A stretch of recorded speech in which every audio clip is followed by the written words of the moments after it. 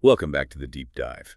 Today, our mission is really to zero in on how we talk about the future in English. Yeah, specifically the vocabulary and, the grammar structures people actually use. Right. We want to get past the basic rules and look at conversational English, how we signal things like plans, predictions, maybe just hopes.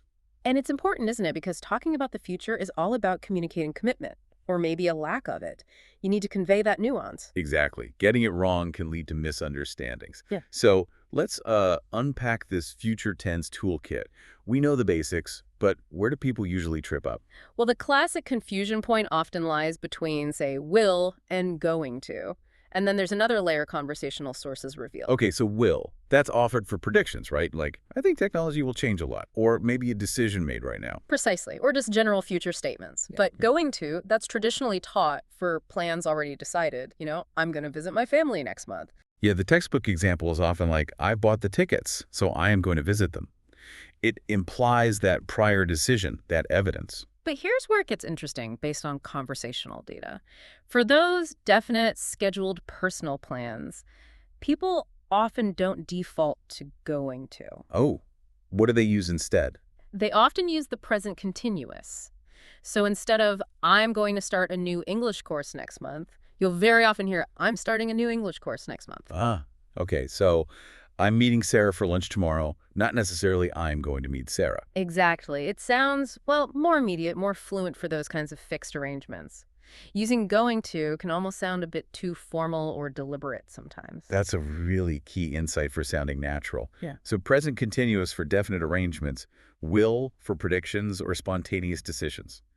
What about uncertainty, possibilities? That's where might and may step in. They signal, maybe a 50-50 chance. I might buy a new car next year. And that feels very different from I will probably buy a car. Right. Totally different. Might is possibility. Will probably suggests a stronger intention, leaning towards certainty, but acknowledging a small chance it won't happen. It's a spectrum. Okay, spectrum of certainty. Got it.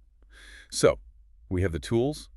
Presently, continuous for fixed plans, will for predictions general future, might may for possibilities. Now, what do people typically talk about when planning for the future? Well, beyond the small everyday things like, I'm going to bake cookies later, or I need to water the plants, the sources showed some really consistent, bigger themes. 4 main categories kept popping up. 4 categories. Okay, what are they? First, and this one generates a lot of excitement, is travel. Ah, yeah, makes sense. Big trips, small trips. Exactly. Everything from, we're going to the beach next summer to I will visit Japan one day, that big dream, or maybe I might go to Italy next year. Okay, travel. What's next? Career. And this isn't just about I'm starting a new job. It also covers things like I'm going to focus on learning new skills, or even I might start my own business someday. Continuous development seems key. All right, professional growth. Yeah. Okay, 2 more categories. Yep. Skills and health. This is all about self-improvement. I'm going to learn guitar. I'm definitely exercising more next month. I might try learning to knit, that kind of thing. Personal goals. Yeah. And the last one. Family and home. So this could be emotional, like I will spend more time with my family, or practical, like we're hoping to move to a bigger house, or we might move to the countryside. Interesting how those 4 cover so much ground. Travel, career, skills, health, family, home. So within these, we have things like goals and maybe aspirations. Is there a difference in how we talk about them? Subtly, yeah. A goal feels more concrete, maybe measurable, like I'm finishing this book by Friday. An aspiration is often bigger, a long-term hope, like I hope I will write my own book one day. The language tools are the same, but the feeling behind them is different. Right. And how does this play out in actual conversation? Like, what are the common questions? Well, you have the simple ones. What are you doing this weekend?